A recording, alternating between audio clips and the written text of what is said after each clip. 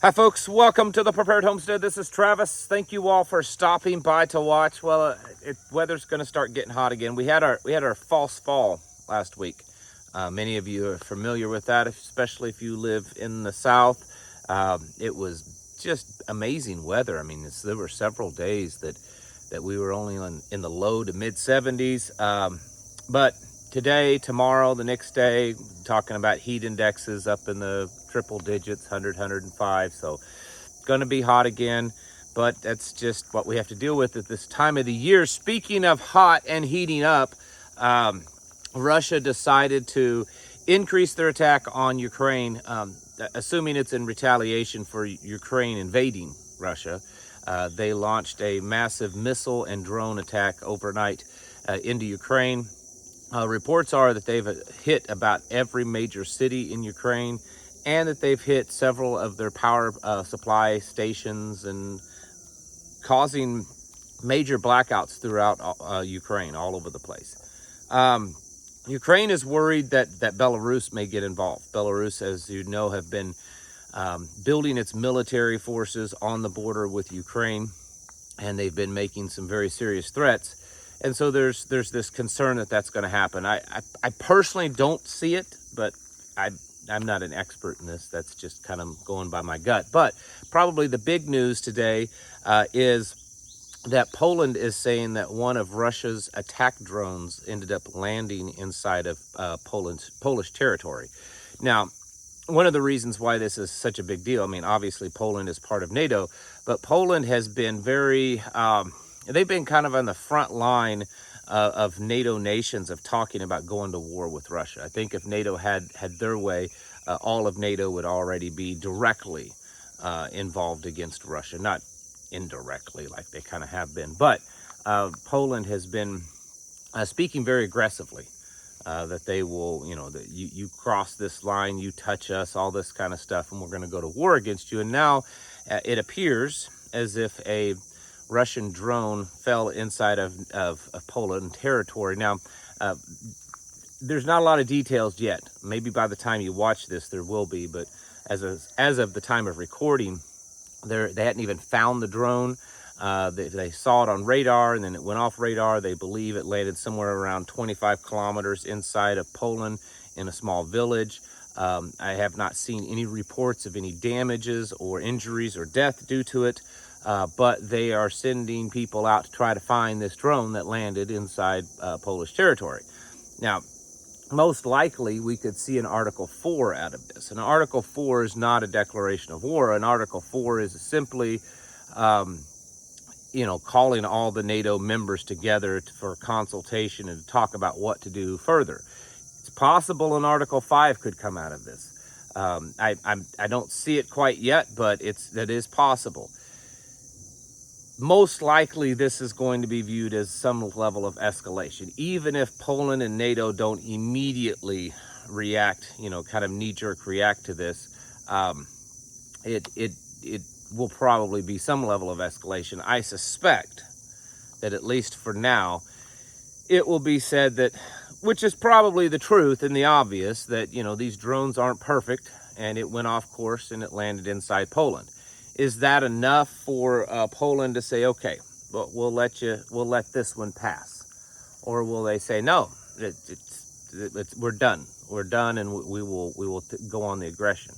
It's probably too early to say yet, but pretty a significant deal really when you think about it, because this has been, well, things have been tensing up and tightening up and getting more aggressive on both sides with all of this. So are we closer to seeing a World War III scenario? Yeah, we are. And this is exactly what I've been talking about, that even if all of these things are orchestrated and planned, they're not planned and orchestrated so well that it removes the possibility of an accident or just imperfections, right? People and equipment sometimes don't work the way they're supposed to, or sometimes they react in a different way than they were told to. And so the possibility of World War III happening just because things are so tense and the wrong person pulls the wrong trigger, that's always possible too.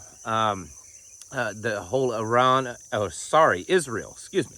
Israel and Hezbollah thing is continually heating up. And Iran has been more vocal in the last 24, 48 hours, stating that they're about ready to unleash their terror on Israel. I don't know. It's possible. It's possible. But we've been hearing about this for a long time, not just since this recent thing, but in the past also. And it's always been very lackluster, to say the least. So I'm not too confident that Iran is going to do its thing, but it's possible. They now have 2 U.S. carrier groups setting off their coast that we have moved in, the Roosevelt and the Lincoln, I believe. I could be incorrect, but I believe that's the 2. We're talking just off of Iranian water, so we've got them surrounded right now, and so it's doubtful that they will do too much, but who knows? It's possible. The point is that, like I've been telling you for quite a while, these war conflicts are increasing. They're escalating constantly, and they're moving us closer and closer to a point of a global war. Just in the last couple of weeks, there's been so many people in fairly high positions around the world warning, saying this is getting serious and World War III is around the corner. That all of these things, whether they're blaming Russia or they're blaming the United States or they're blaming Ukraine or Israel or Iran, it doesn't matter. The fact is that we are getting really close to that time when a full-scale World War III could break out. And when that happens, like I've said, we need to be cautious and really vigilant of the possibility of terrorist attacks here in the United States. I was listening, and I don't know his name, so forgive me for that, but I was listening to an interview, and the guy was a retired lieutenant colonel with Special Forces, and he actually said that very same thing. He said that his belief is that we will start seeing terrorist attack here in the United States because of all the stuff going on in Europe and in the Middle East.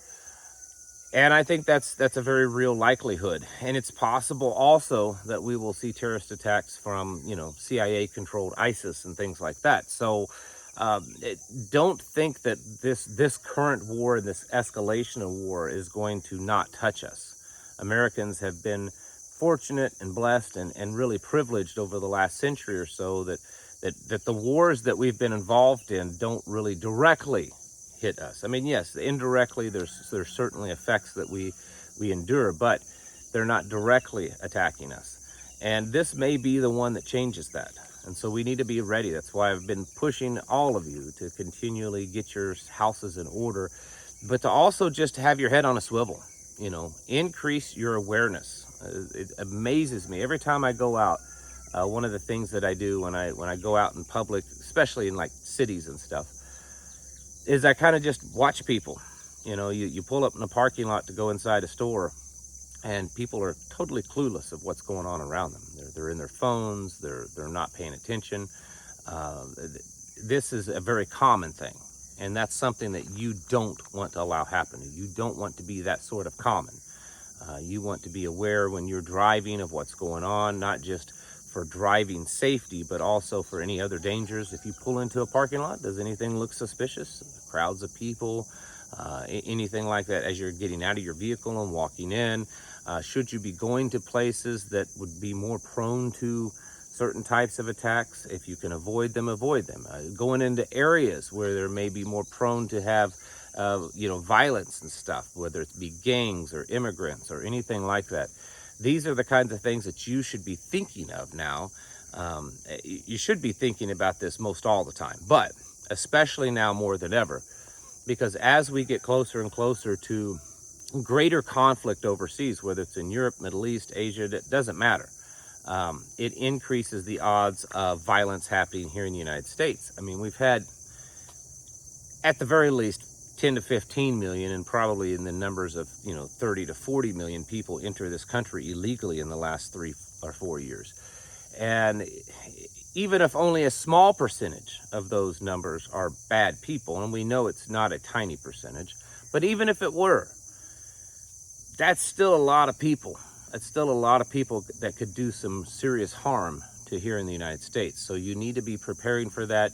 This is also a good reason why you should be stocking up, not just for the long-term things like I talked about the other day, but if these types of events start to happen here in the United States, people will most likely panic. And that's where you'll see people run out and buy all the toilet paper, all the milk, and all the hamburger, and all that kind of stuff.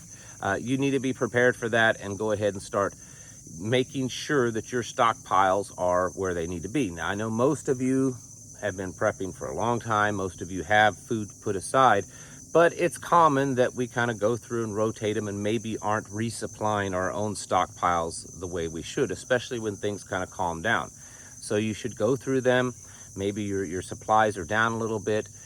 Stock up on them, top them off, and just stay in a state of readiness and vigilance, because as this all transpires in the Middle East and in Europe and in other places, it's opening us up here in the United States for greater attack and greater vulnerability. And that's something that we all can do a better job of just staying on top of and watching things. So be ready. Things are escalating. I'm not quite convinced they're at that peak of, it's about ready to go full scale, World War III, nuclear war, whatever. But I do believe that we're getting to that point. And you need to stay ready, because it's time to get your houses in order and to prepare yourselves mentally, physically, and spiritually. Thanks for watching, and I'll catch you in the next video.